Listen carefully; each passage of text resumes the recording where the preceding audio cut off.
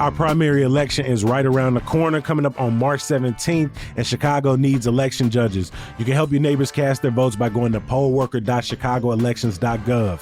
You do have to be a U.S. citizen and a registered voter in Cook County, but you can earn $230 for your service. Plus, if you're bilingual in Spanish, Hindi, Polish, Korean, Chinese, or Tagalog, then they definitely need your help. To learn more and apply, head to pollworker.chicagoelections.gov or call 312-269-7984. If you're looking for a place to slide for spring break, maybe check out South by Southwest 2026 when it drops in Austin, Texas this March 12th through the 18th. You can expect the unexpected where innovation, film and TV, music, and culture collide. Plus, you'll hear from global thought leaders, experience unforgettable screenings, and maybe catch a future favorite artist all in one week. The 2026 South by Southwest conferences and festivals are a city-wide experience, and you lucky because our friends over at CityCast Austin have everything you need to maximize your time in the city. Start planning your adventure and unlock a 10% discount on your innovation badge when you use code CityCast10 at sxsw.com/Chicago. Discount on badge price only, not combinable, and terms apply. This is Your City Could Be Better, because it could be. I'm David Plotz. If you love your city and still complain about it, you're in the right place. Bianca Martin, if you had to have a data center right next door to your house, how would you design it so it fit into your neighborhood? Ideally, it would be subterranean, so I didn't have to see it. But if that's not an option, definitely having public art all over it, like all of the local artists, making it something that's beautiful to look at.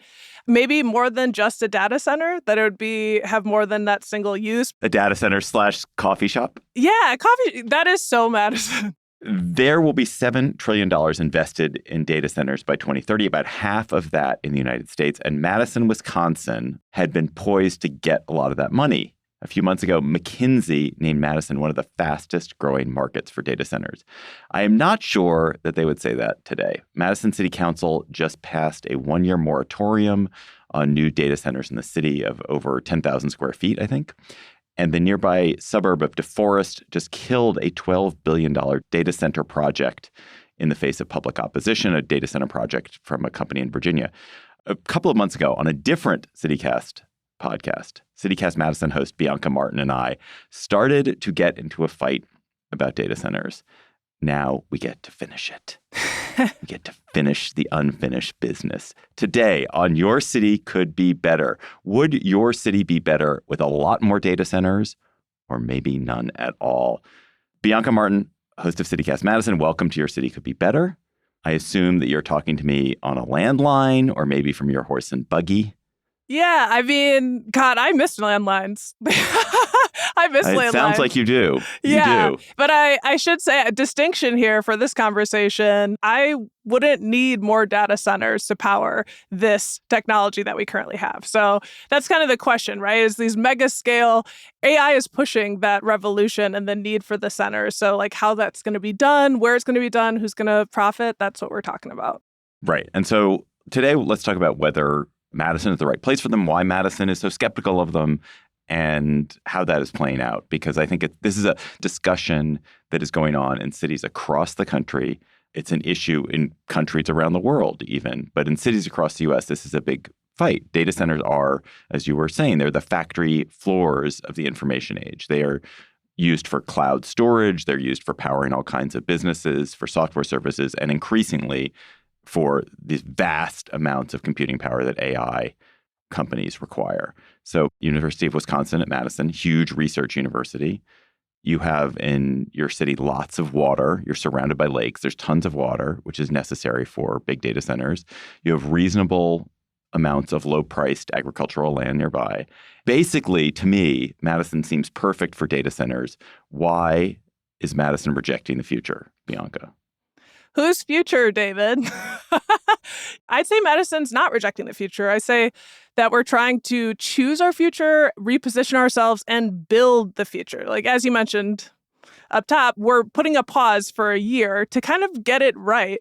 And UW-Madison really wants to also be at the center of the AI revolution for building the technology, but also in an ethical lens. So UW is a fantastic place for research. We were just named #2 public university in the U.S. by Time magazine, and they're chomping at the bit to build AI. So Madison isn't whole-scale rejecting these centers from coming, but the city says, let's slow down, let's get it right, and the university says, let's go and develop the technology.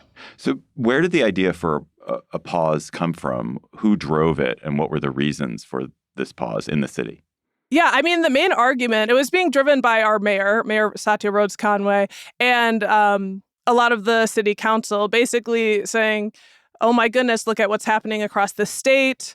There's a lot of political attention on these centers being built and how they're being built. And are we ready? Like, if we get massive interest in Madison, and as you said, McKinsey outlined us as a great place for data centers. You gave the reasons. How are we going to handle that? And how is it fitting into Madison's goals? So let's slow it down. One of the core reasons is we actually don't even have an up-to-date framework for what a data center is. So there's some responsibility here about zoning and doing it the right way, and just having a plan is I think what they're calling a moratorium for. But I think, I doubt you have a moratorium for new schools or for new parks or for new stores or new malls or new roads. Like, why would data centers, which we can talk about whether they are good neighbors or bad neighbors, but why would data centers be this one thing that is singled out for this kind of pejorative treatment? Pejorative treatment. Well, big money, big impact, right? I don't know the latest mall that was going to cost $12 billion. So as you mentioned, our neighbors, DeForest, they just basically killed a $12 billion data center proposal. They're about 15 minutes north of us. And just the way that it would impact their utilities and water. There was a report from the Wisconsin Department of Administration that said QTS's annexation to DeForest was, quote, not in the public's interest, bringing up concerns about whether the village could adequately provide water and sewer services to the area. So, yeah, they're looking at natural resources. Feels like such a big figure, but the center was expected to need 125,000 gallons of water daily. So that's nearly 15% of the village's current supply. There's so much that the public didn't know and felt that the process was going too fast. So why are data centers being singled out? Because they're moving in really quickly. It's obviously being identified as one of the biggest economic drivers of the next couple of decades. And if we're going to do it, just let's do it right. Let's get our resources appropriately handled and recognize, too, that Madison doesn't have a ton of land. So it's a discussion about priorities as well. There is a major housing stock issue. And if we're going to be granting, let's say 7 data centers are interested and they're moving in and they get the A-OK, well, now where are we going to put housing? And I pulled this from Bloomberg. They said that data center areas are sending power bills soaring. Quote, wholesale electricity costs have risen 267% more than they were 5 years prior, near data centers. So when we have an affordability crisis and people are thinking, this is going to up utilities for regular people, we want to get the details right. And I think another thing about climate change is on everyone's mind. And in fact, these data centers are major polluters. When you look at the whole picture, the energy demands that they need are unprecedented. And they're requiring new gas plants to be built, which also require more cooling and water from our natural resources. They're slowing down the closure of coal plants. And even a nuclear site in Wisconsin is in discussion being built to uphold this massive energy demand. And so when we're talking about how can we decarbonize, right? How can we decarbonize our environment? And we're seeing our administration getting rid of rules around the EPA and rules for our limits. People are concerned, and there are real tangible impacts of climate change today. So it's just it's a matter of getting our priorities right as the rush of very well-resourced companies come in and might be able to get away with things we don't want them to. I mean, sure. And I don't live in Madison. And as far as I know, where I live in Washington, D.C., I don't know that we've had a data center issue. But when I hear you talk about this, it feels to me like a form of NIMBYism disguised as caution or disguised as care, like that it's pretextual. Like, people say, oh, we're going to protect farmland, or there's going to be a strain on water capacity, or there's going to be a strain on power. So let's get it right. But what that basically means is don't do it. And not doing it for a year or turning it away entirely, as the town of DeForest does, means that these folks will just go somewhere else. The development won't happen there. It will go elsewhere. But you lose the benefits of that growth. And I guess I just find it self-defeating and destructive to the future growth of a city like Madison to say no to something which does have to move fast and which is critical infrastructure. But people are like, critical infrastructure, but not for me. For you can have that critical infrastructure where you live, but I don't want it where I live. But it doesn't work that way. I guess Wisconsinites don't have a great taste in their mouth and don't have short memories about big industry coming to town and promising huge economic benefits. I mean, we have to talk about Foxconn, which was a promised $10 billion investment, 13,000 jobs promised. Donald Trump, our president, was saying that it would be the eighth wonder of the world. He was here in Wisconsin to cut the ribbon with Governor Scott Walker. And the local government put $1 billion in infrastructure investment into that project. And that completely went south. And Mount Pleasant and the surrounding area, they're still licking their wounds. We're not saying that we don't want investment, we don't want money, but we know, and as us here city casters know, local, we care about each other more than somebody who is not here. Like, what future are they building? What are we being a part of? We're a Rust Belt state. Like, that loss of manufacturing and hollowing out of that economy, like, that is just not that long ago. And we want to make sure this economy, as it changes, that we're best positioned to, reap the benefits and not be holding the bill when something like AI which is developing so fast, could leave us behind. I mean, I've got 5 iPhones in this house that were decided this one isn't good enough. Let's make another one. Let's make another one. And these are corporations that have their own interests in mind. And I think it's very prudent to ask for even 1 year. I mean, 1 year. If you can't wait 1 year, if this is such a slam dunk deal, then in a year and a half from now, it should still be a slam dunk deal.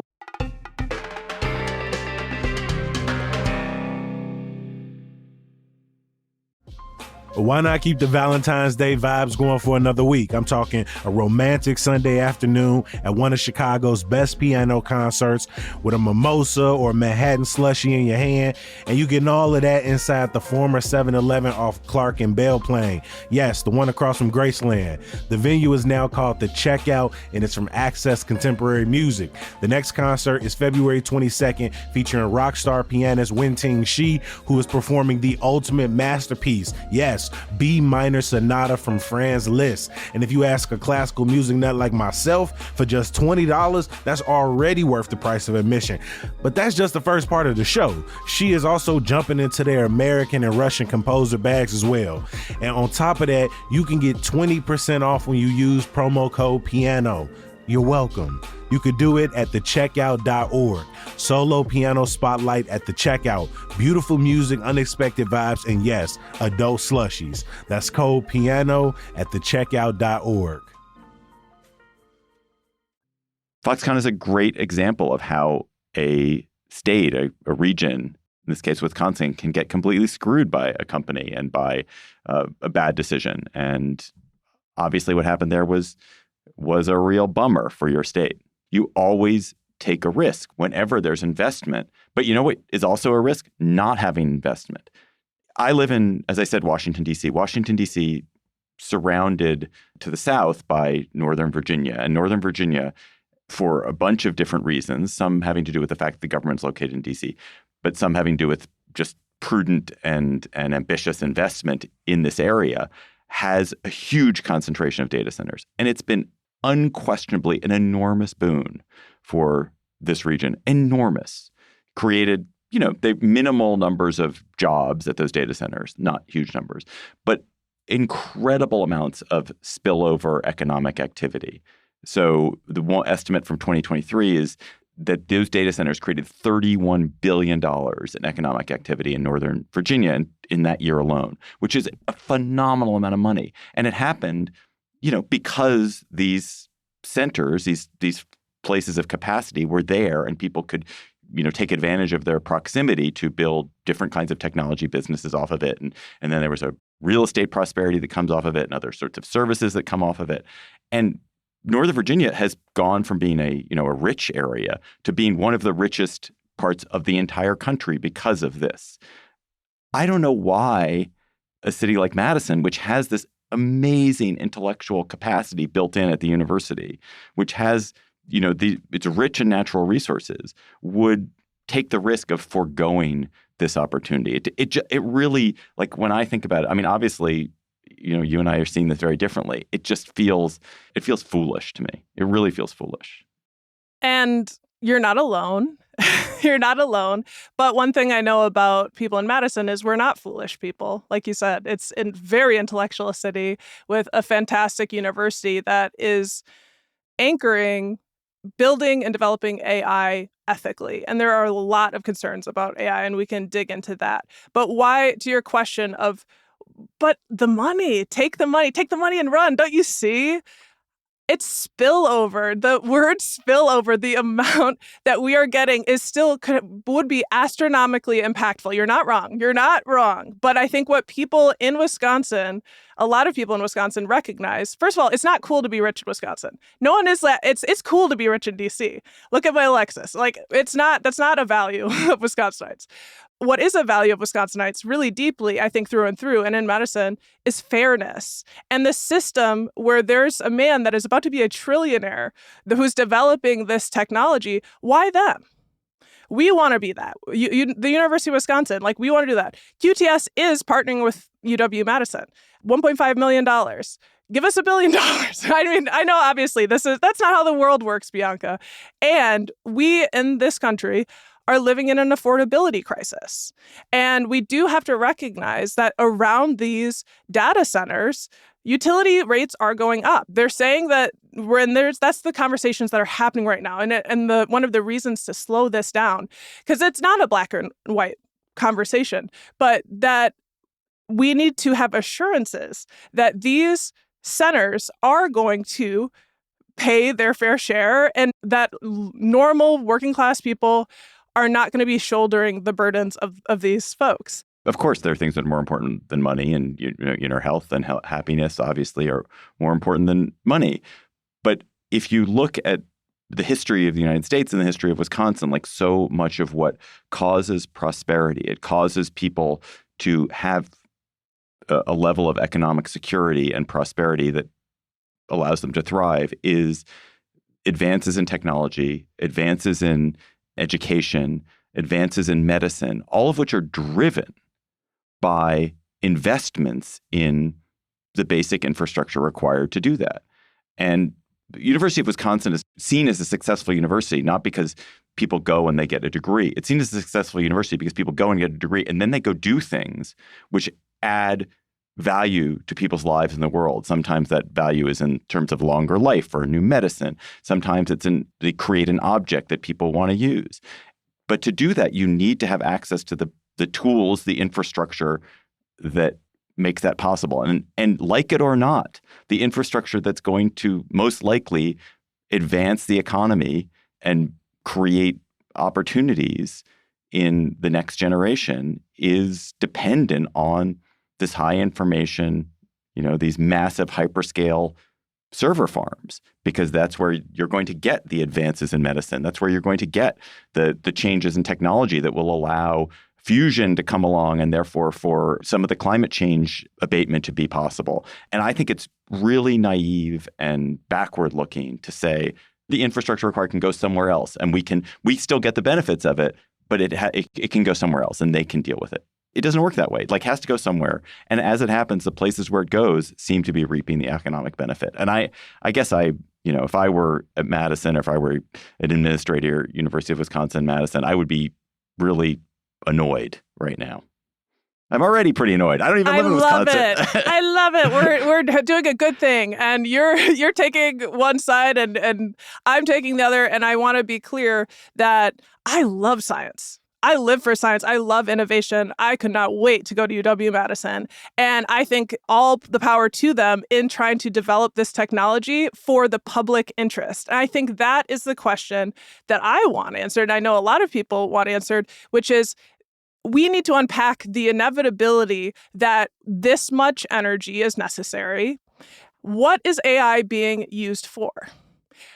All of these great advances, right? Fantastic things. We're going to optimize our lives and create better car batteries and catheters, and we're going to change the world the way that we love to do in Madison and the way that we have excelled and shaped the nation. And how do you optimize? You're not. Not if you turn all this stuff down, you're not. But we're not. UW is not turning it down. To be clear, like they're putting hundreds of millions of dollars into AI. They're opening a new AI computing school. They're bringing 50 faculty. They are. I don't speak for UW. That said, what's cool is they're saying it, and former Vice Chancellor Charles Isbell, he came on the show and talked about this, that we want to have an ethical lens. One of the strengths of the United States of America, of UW-Madison, is the pairing of the humanities with the sciences, letters and sciences. It's one of our most powerful schools for a reason. And we have to think about the ethics. And when we're thinking about optimizing our world, we're thinking about having better lives. And so how do you optimize things? Frequently, surveillance. Like AI is surveilling people. And as these developments, I've seen them in recent years, I don't know that I'm happier. I'm on my phone. I'm concerned about deep fakes. I'm concerned about AI bots. And I'm not trying to be a technology, dismiss, oh my gosh, look at all the horrible things. I don't want technology. I don't want to say that. But we have to think about the people who are shaping AI. And if we can do it here, fantastic. Or we can have people who live lives that aren't even remotely close to our lives come in and say how we should use our resources, and then use them in ways that ultimately have implications for our privacy, have implications for our environment and for our future happiness and well-being. It all just needs to be thoughtful. So I guess I'm not saying no data centers. I'm saying slow down. I guess my last point, I suspect that a lot of what is driving the skepticism in Madison and other places about this is a kind of revulsion and fear about AI. And look, why not? One should be super skeptical, but I think you guys are going to regret it.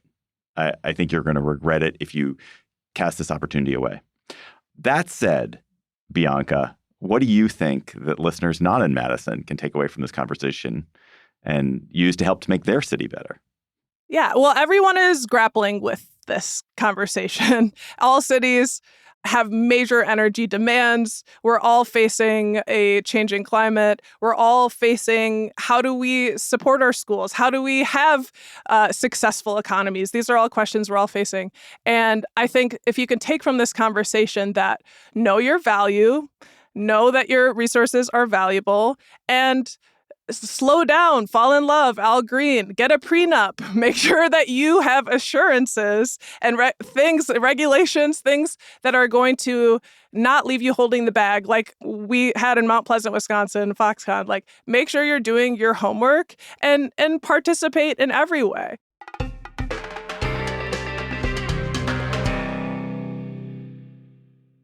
Okay, Bianca Martin, let us change gear. Let's find something to agree on.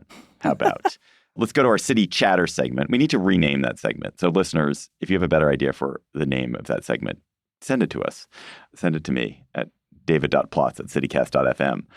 I have a question for you. So if somebody moved to Madison tomorrow, if I moved to Madison tomorrow, what is the one habit that I would have to adopt immediately in order to survive and thrive in Madison? Be good at small talk.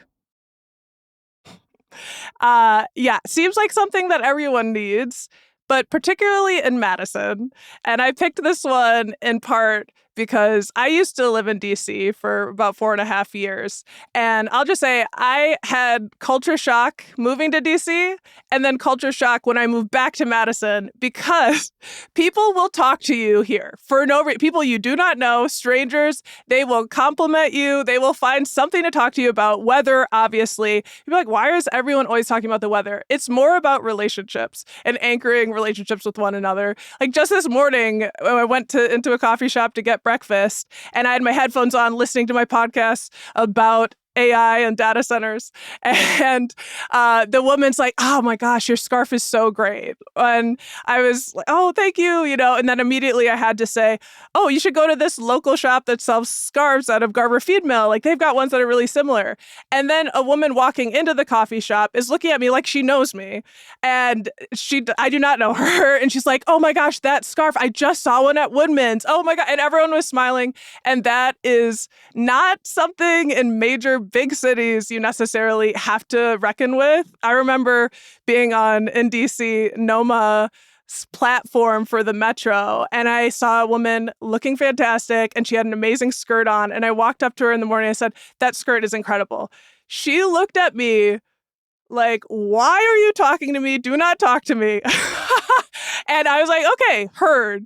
So that is the thing, is being able to understand that people want to connect. If you're sitting by me, there's a very good chance you're going to get talked to, kind of like on a plane. Not that necessarily everyone likes that, but it's kind of nice too.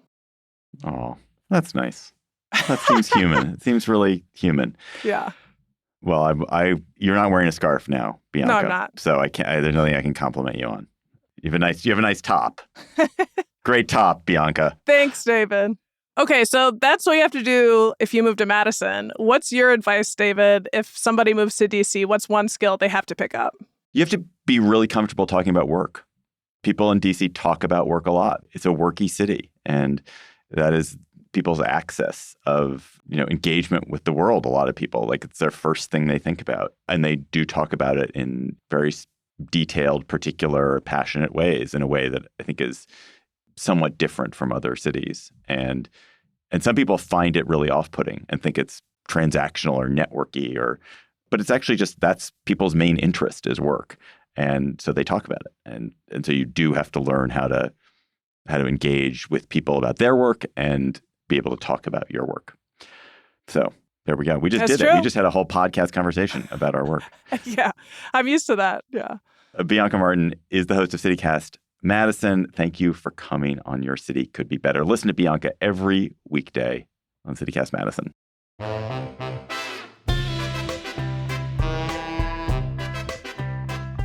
That's all for today's episode of Your City Could Be Better. I'm your host, David Plotz. Our producers were Lizzie Goldsmith, Priyanka Tilve, and Haley Sperling. Our music is by Carl Christensen. If you're enjoying the show, why not tell your friends, rate the show, leave us a review wherever you get your podcast. We will be back next week with another conversation, possibly less contentious, about how your city could be better. I'll talk to you soon.